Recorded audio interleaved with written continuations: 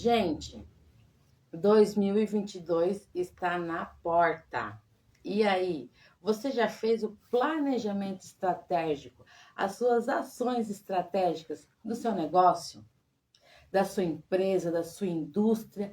Ou você, que é aí um gestor, que é um profissional, do seu próprio planejamento estratégico para 2022? Pois é sobre isso que a gente vai falar. Quais são os principais erros que acontecem no planejamento estratégico? Eu sou a engenheira Amanda Longo, há mais de 15 anos desenvolvendo pessoas, processos e negócios. E o que eu vou trazer para vocês aqui é conhecimento adquirido a esse mais de 15 anos nesse caminho. Gente, lembrando que nós estamos na live 360 graus. Toda semana a gente traz conteúdo sobre pessoas, sobre processos, sobre negócios. Para quê? Para que a gente faça essa gestão 360 graus, ou seja, gestão, pessoas e processos de mãos dadas rumo à excelência. É toda segunda-feira, às 7h57 no Instagram e às 19h57 no YouTube, certo? Como eu já falei para vocês, algumas aulas ficam gravadas aqui. Então eu gravo, deixo tanto no Instagram, deixo tanto no YouTube, deixo ela divulgada. Outras é conteúdo exclusivo de aulas, de conteúdo que eu estou gravando tanto para a mentoria da 360 graus, quanto para a mentoria do nosso método 7D. Então eu faço ela ao vivo, porém eu não disponibilizo depois. Fica apenas para quem é da nossa mentoria aí, da gestão 360 graus ou do método 7D. Certo, gente? Bom, final de ano tá chegando, como eu falei para vocês, e tá na hora, já passou da hora de começar a fazer o planejamento estratégico.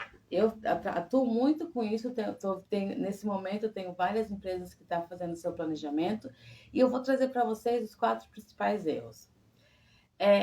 Vocês vão ver que o principal erro do planejamento estratégico é não seguir uma lógica. O planejamento estratégico, gente, ele tem uma lógica, ele tem 4 passos, que é a definição inicial, o diagnóstico, os objetivos e o plano de ação. Se você não entender essa lógica do planejamento estratégico, você provavelmente vai cometer algum dos erros. E o primeiro erro, que como já é de se esperar, é não fazer. É não fazer. Nas minhas consultorias é muito comum as pessoas me contratarem porque estão com algum problema de gestão ou de pessoas ou de processos. E o que eu evidencio em todas elas? Não há planejamento estratégico. Ou se há, faltou algum daqueles itens que eu vou falar para vocês. Mas o primeiro, gente, é não fazer. E planejamento estratégico você tem que fazer. Se você é dono, eu sou dono de uma loja, tem que fazer. Se sou dono de uma indústria, tem que fazer. Eu sozinha, sou funcionária. Tem que fazer o seu planejamento estratégico pessoal, o seu planejamento estratégico profissional. Isso vai fazer com que você suba na sua carreira. E para sua empresa crescer de forma estruturada, você saber aonde que você vai chegar, como que você vai chegar, tem que fazer um planejamento estratégico. Primeiro erro é não fazer planejamento estratégico. O segundo erro, gente, como eu falei, lembra que eu falei que o planejamento estratégico é uma sequência? Então, o primeiro erro é não fazer o primeiro passo, que é as definições iniciais, ou seja, o escopo, até onde eu posso ir, onde eu quero ir. Como que eu tenho isso muito claro no planejamento estratégico? A minha missão, a razão de existir, ou da empresa, ou eu profissional. Qual que é a minha missão? A minha missão. Essa é a definição inicial. A empresa, a pessoa tem que ter muito claro qual que é a sua missão, por que ela faz o que faz, para depois poder passar para a sua equipe. E também os valores. O que eu me orgulho, até que ponto eu posso ir para chegar onde eu quero. Eu tenho que ter esse escopo muito claro. E quando uma empresa ela tem a missão e os valores muito claros, você começa a ter uma equipe que ela tende a caminhar junto e da mesma maneira, porque está claras as regras do jogo. Para o planejamento estratégico ter sucesso, precisa ter muito claro as definições iniciais. Você precisa ter muito claro o escopo, que a gente consegue traduzir através de missão e valores. O outro erro, gente, muito comum que eu vejo é pular a etapa de diagnóstico estratégico. Que é o quê? É fazer um diagnóstico atual da empresa. A gente tem aqui várias ferramentas e tem duas que são básicas para o planejamento estratégico, que é a análise SWOT. Você tem que ver como é que você está internamente, externamente, como é que está o mercado, como é que não está. Você tem que parar esse momento, fazer uma equipe multidisciplinar e verificar esses pontos. E se você, eu sou lá um engenheiro, eu quero melhorar na carreira, tem que fazer o seu SWOT, pessoal. Isso tem que ser feito. Isso é básico. E é bacana quando eu faço isso nas empresas.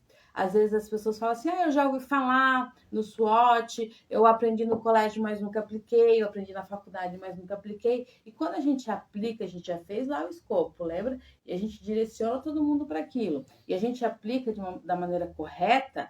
É incrível como as pessoas falam, nossa, como esse SWOT ampliou minha cabeça, como agora eu tô vendo coisas que antes eu não via, como ele fez eu enxergar as coisas diferentes com uma simples ferramenta bem aplicada. E o outro também, gente, é análise de concorrente. A empresa ela tem que analisar os seus concorrentes. Amanda, concorrente com base no quê? Na missão, lembra?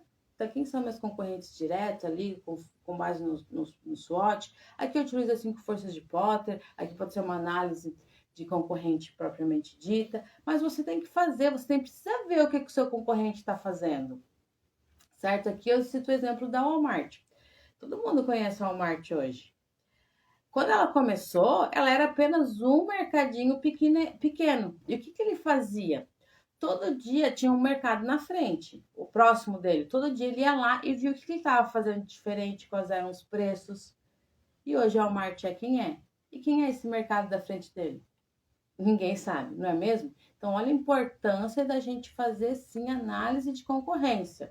Então, esse é o outro erro. Não fazer o diagnóstico inicial, o diagnóstico estratégico, que a gente consegue fazer através de análise de concorrente, análise SWOT, 5 forças de Potter. Depois, gente, o próximo erro é não ir para a terceira fase, que é para onde vamos. Como que a gente sabe para onde a gente vai? De uma maneira muito clara.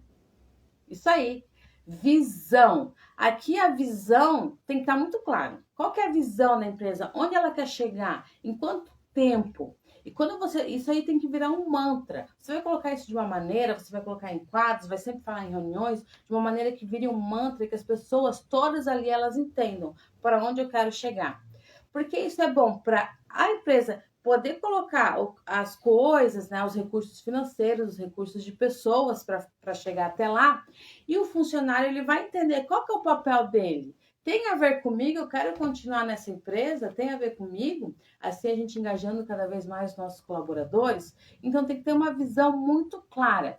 E nessa visão, gente, quando a gente faz o planejamento estratégico, a gente vai fazer agora as ações de 2022. Eu tenho que ter prioridades. Porque às vezes a minha visão é para daqui a 5 anos. Então já tem que ter um planejamento para daqui a 5 anos chegar lá. E agora em 2022, eu tenho que ter as prioridades para esse ano, para eu também não me perder. E é muito importante ter a visão muito clara. Por quê? Quando você não tem, né, não sabe para onde ir, qualquer caminho serve.